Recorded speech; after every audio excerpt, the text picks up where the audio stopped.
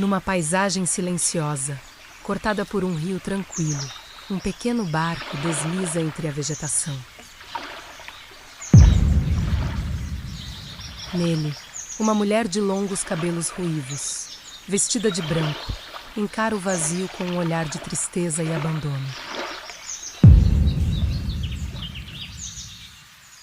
Dentro da embarcação, há uma grande tapeçaria, a obra de suas próprias mãos, e 3 velas, 2 já apagadas e uma última tremulando, prestes a se extinguir sob o sopro do vento.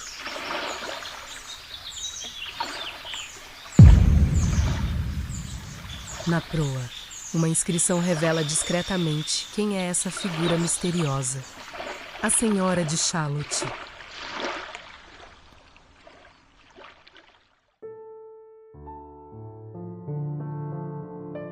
A cena representa a Senhora de Shalott, uma personagem que habita o lendário universo do Rei Arthur.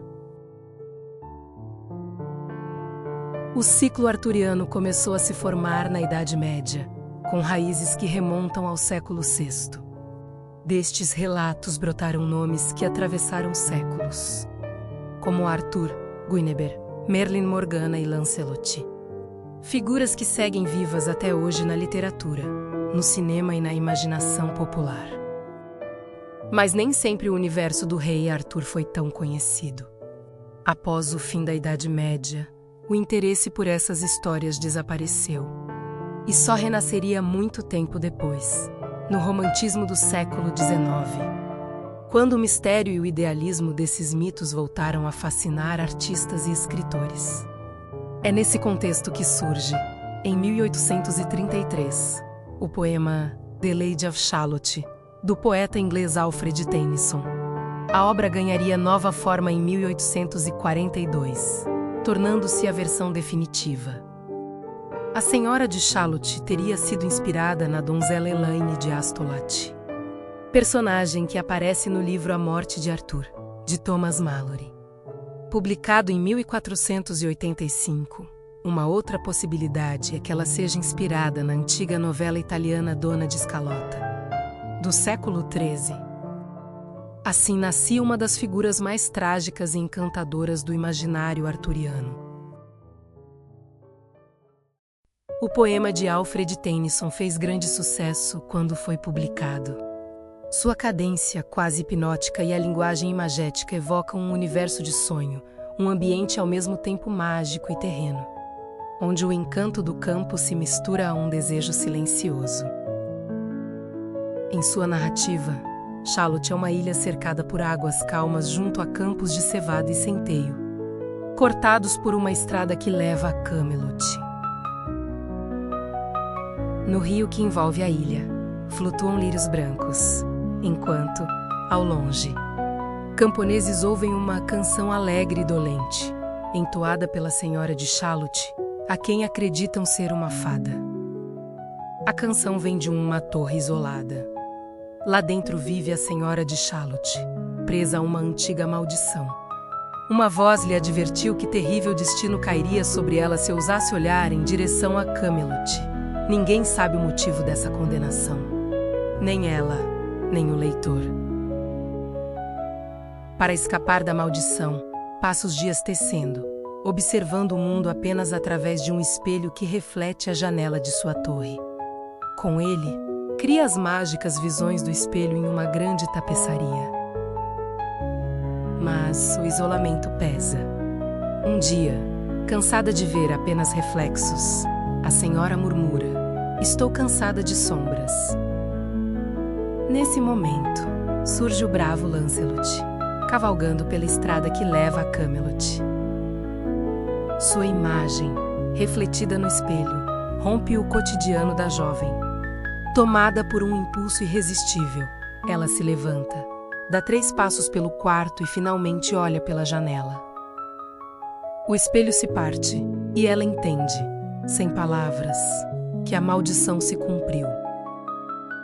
Ela então desce da torre, encontra um barco e escreve na proa seu nome. Ao cair da tarde, afrouxa as amarras e deixa a corrente levá-la pelo rio. Ela canta, enquanto sua vida se apaga.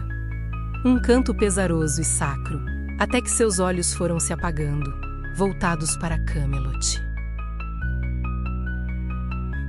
Quando o barco, enfim, alcança a cidade, os moradores se aproximam, assustados e comovidos, diante da jovem morta.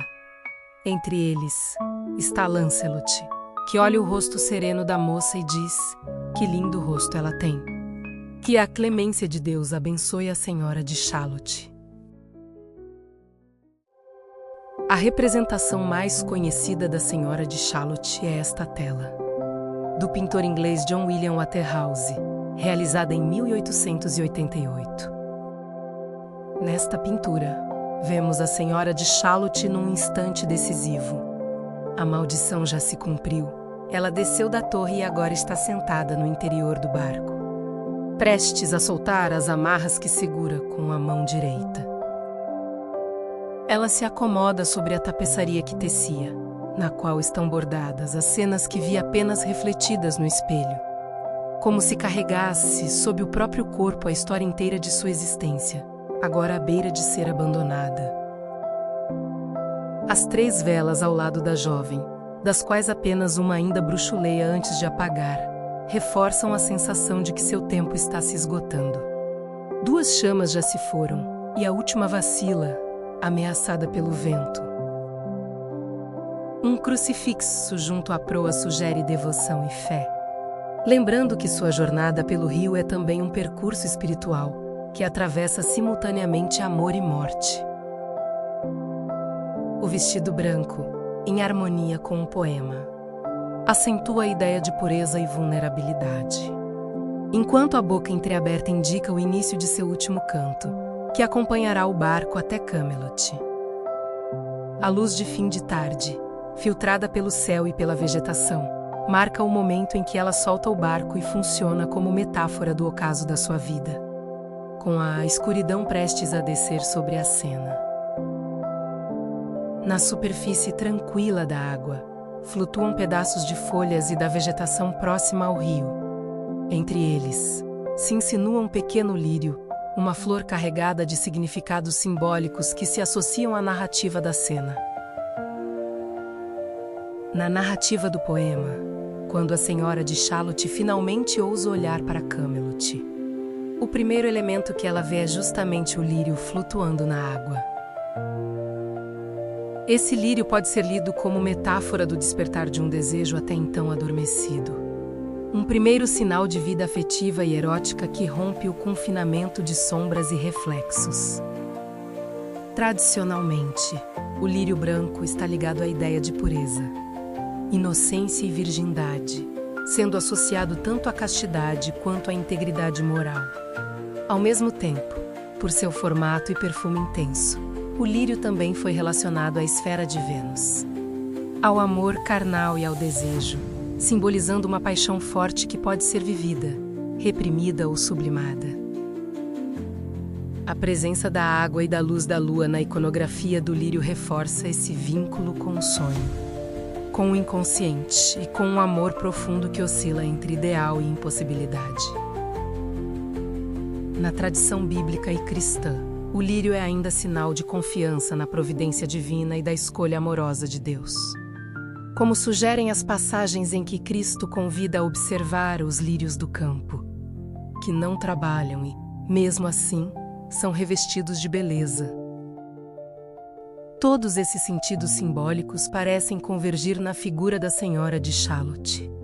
A pureza inicial, o despertar do desejo por Lancelot, o conflito com a maldição que a aprisiona na torre e a necessidade de se abandonar a algo maior do que ela mesma. Diante do lírio, o impulso amoroso e sexual se choca com a vida limitada às sombras do espelho, tornando impossível conciliar o antigo estado de resignação com a nova força que a move em direção a Camelot. Ao olhar finalmente para a cidade, selando o estilhaçar do espelho e o início do fim, ela parece entregar-se à combinação de desejo e destino, como quem aceita, ao mesmo tempo, o chamado do amor e a vontade de Deus.